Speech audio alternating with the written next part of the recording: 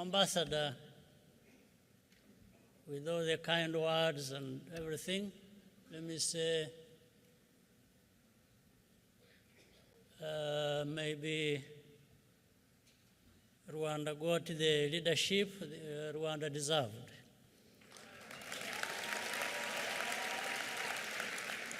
And I'm saying this to remind all of us that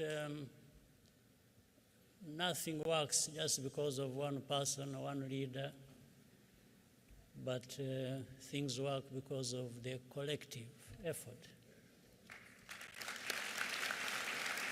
So for Rwanda to deserve, as I said, the leadership they got, it's indeed because Rwanda and Rwandans together have done things that therefore they deserve to be moving in the right direction. So thank you. Now, I'm here, I've been here for the last couple of days for a number of reasons. The first was the invitation I received to come and join and be part of prayer breakfast. And I thank Grace, whom I see here in front of me in this room. Thank you for doing that.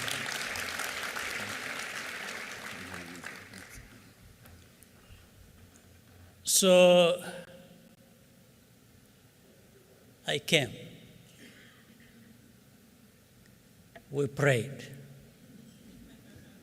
We had breakfast. So everything went according to plan. I'm grateful. But coming here for prayer breakfast gave me a number of opportunities. One was to meet many other people here in the United States, public and private people who serve in those capacities. I also met, well, this time I'm meeting Rwandans from across the world, I should say.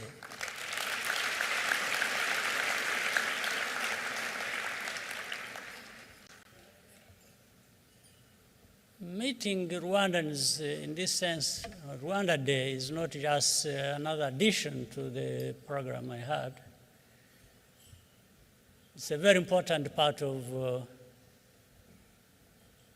why I had to come here, even to answer the invitation I received for prayer breakfast. Because I normally, even for just Rwanda Day on its own, I have traveled places to meet and address a gathering like this. So all those were very important tasks for me to carry out while I was here.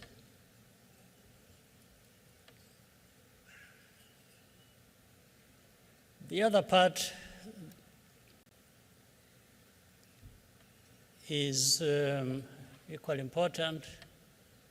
I want to take this moment to thank. Let me start with Rwandans who have come from all over the world and are here with us, and we are going to have a good conversation. But I want to thank the friends of Rwanda who have not, who are no longer just friends. They have become Rwandans, they've become family, if I will say.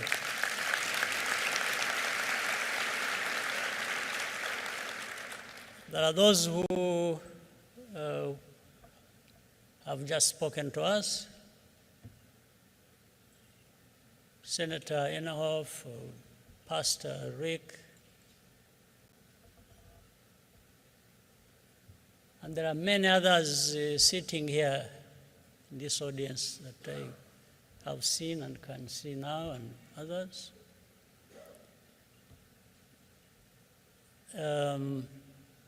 They've become, for the last 30 years, some of them, in actual fact, part of who we have become and who we are. So I wanted to thank you.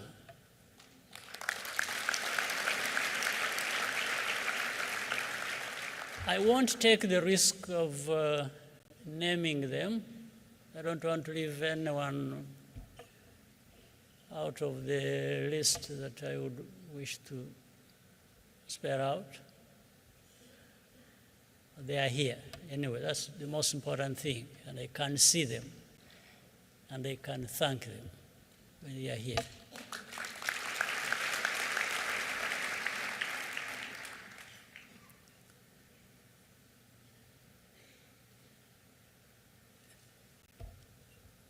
So there are things that happened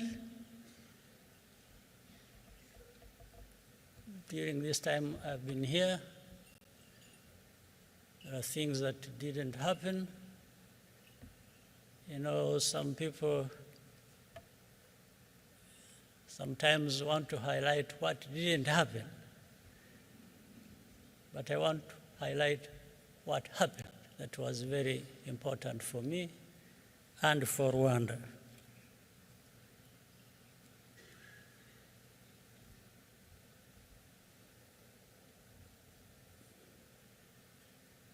Our journey has been quite long and trying, difficult. But that's the beauty of it, that we are where we are through those difficulties. We have endured,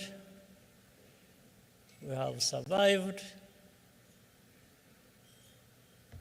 We want to do just as much to be better human beings, to be where we want to be. Some people in other parts of the world have taken for granted. We will be there, no matter what.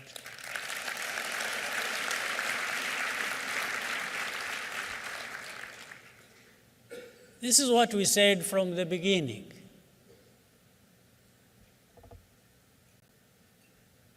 "30 years ago, now we're covering 30 years since the worst tragedy in our country.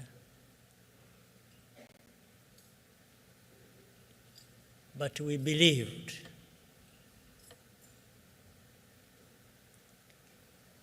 We wanted to live our lives, even so many lost theirs. And we promised ourselves.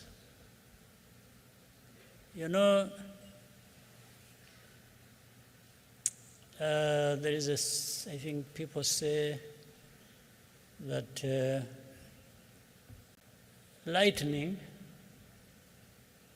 does not strike twice in the same place. Doesn't strike the same place twice. Maybe. But for me, I want to be on the safe side.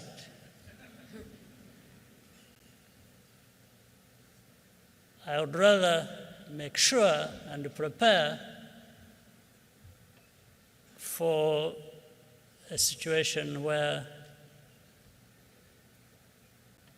Rwanda, that was struck once badly in 1994, will not be struck again.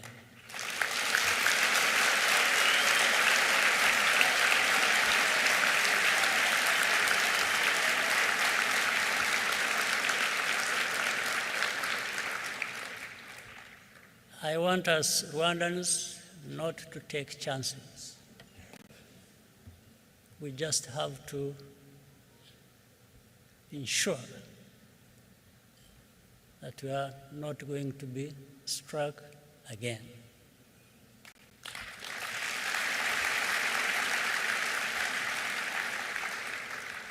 And that is possible. We just have to prepare our defenses, build our capacity. You know, with the lightning, which I was giving the example of, is something, maybe in some languages they call it something else, or even in the same language, English, but I know it as a lightning conductor. You put it on a house, and when the lightning strikes, everything goes down to the earth and leaves the building and the people and things intact in the house, if it was a house. So we have to make sure that we put in place this protective mechanism. And that's going to be by every one of us being prepared and working together to ensure that that does not happen again.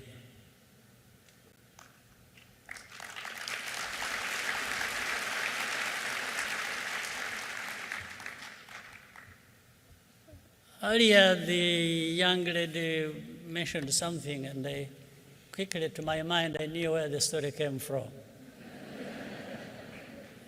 Somebody must have let out our conversation, which was a bit private, and I know it must have come from Masai, who I'm seeing in the crowd.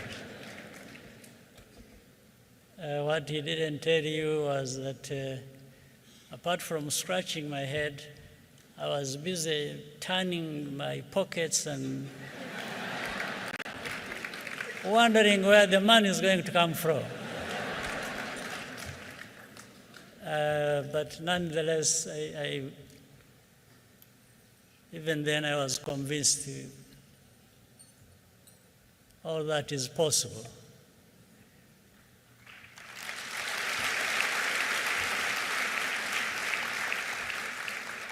It is possible, it's going to be possible in many other cases because of what I said earlier, just working hard, preparing ourselves, learning lessons from our past and history, building on that, moving ahead into our future, which must be better than our past.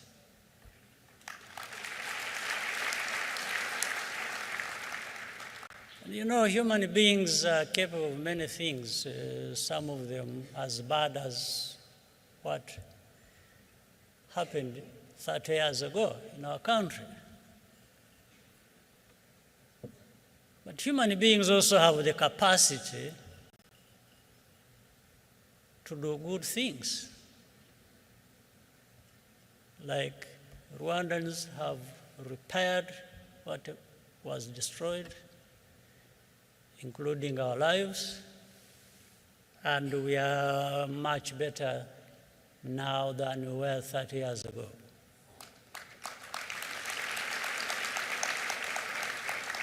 We just have to keep going. I was going to say, don't relax, but I want you to relax.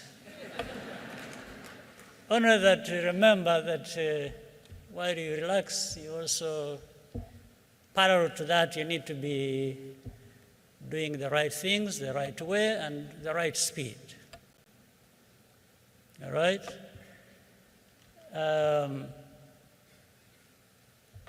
I've also heard people say, if you want to go fast, you go alone.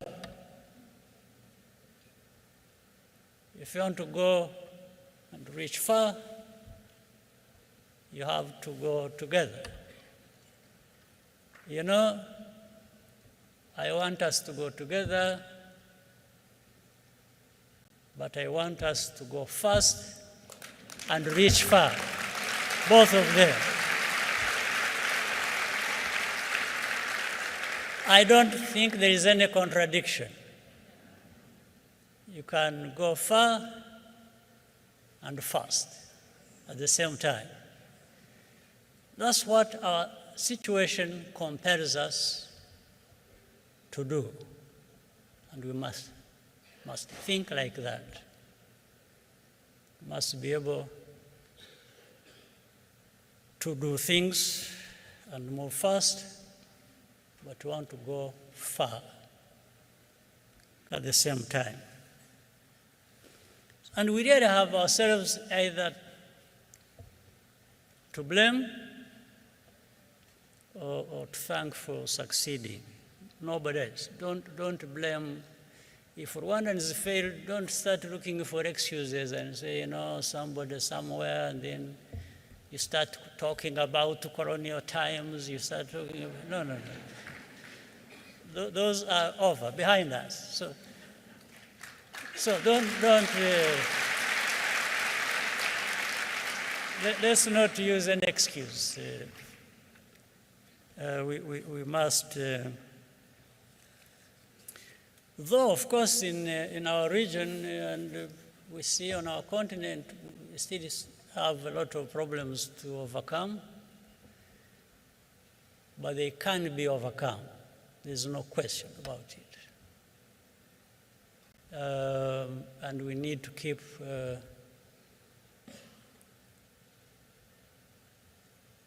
trying to work together, base what we are doing on facts, on truth, on evidence, and measure what we are doing, where we have come from, and where we have reached. And then you try to investigate to find what is it that delayed us, what is it that failed us, and you fix it, and we have to fix that. We are capable, and please, as Rwandans, we can't afford to waste the lessons learned from our tragedy.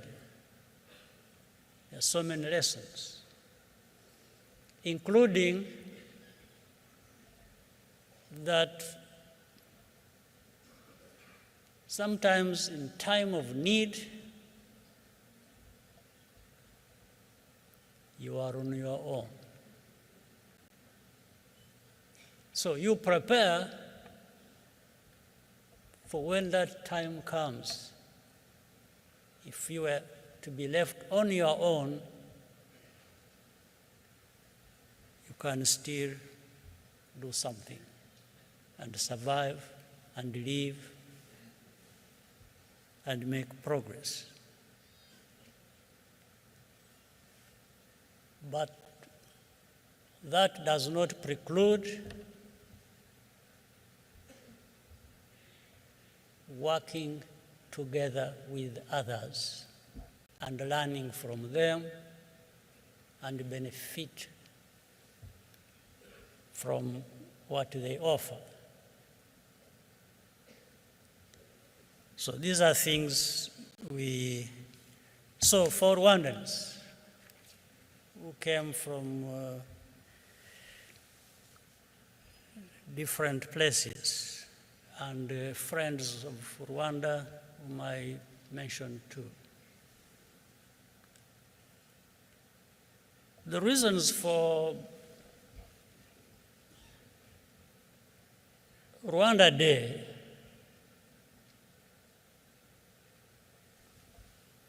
to start with is to make sure that every Rwandan who is outside of Rwanda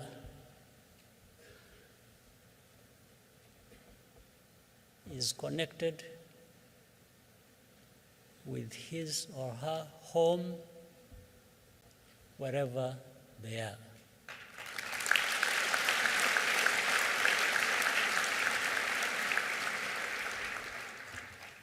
You can leave Rwanda and go wherever you want to go,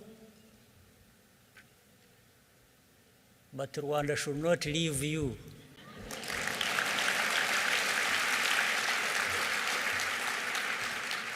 It stays with you. So maybe if you stayed with it in some form, it's good for all of us. It's good for Rwanda, it's good for you. And it is doable. That's why whenever I have an opportunity, we have this Rwanda Day. We have had so many here in the United States. We have had more than a dozen of them. We have had them in Canada, in Europe,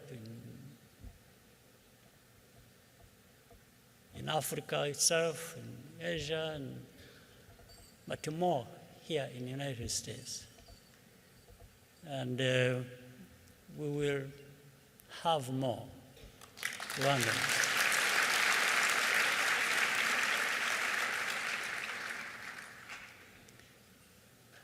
So we are here now 30 years after the tragedy. And I know since '94, many of you are about that age, 30 years, plus, minus, but around that.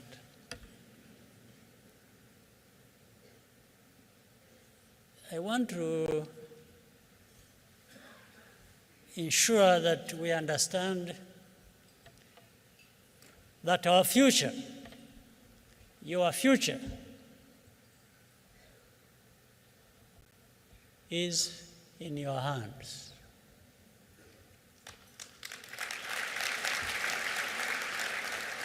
The young people of our country, we want to be able to rely on you, to believe in you, to get a sense that you've been brought up in a manner that is going to be meaningful and to put Rwanda in a place where it deserves to be. It's upon you. Those are choices that you have to make. And I don't see why you wouldn't make those good choices that will enable it to happen as we want it. So those in business, in politics, in philanthropy, in faith organizations and different things, we welcome you. We thank you for many things you're already doing, but we have to be aware there is more to come. There is more expected from all of us. So that's the pleasure of being here and thanking you for what you're already doing and urging you to do more. Asking you to do more isn't like making you feel that what you're doing is a thankless job, but just the reality of our situation and what is expected of us. So, and I said, where do I start from? I'm now struggling to find a way of ending this one. But I want to once again thank you. I think we have another part where we're going to have a conversation. And I hope we all enjoy that part as well. God bless you.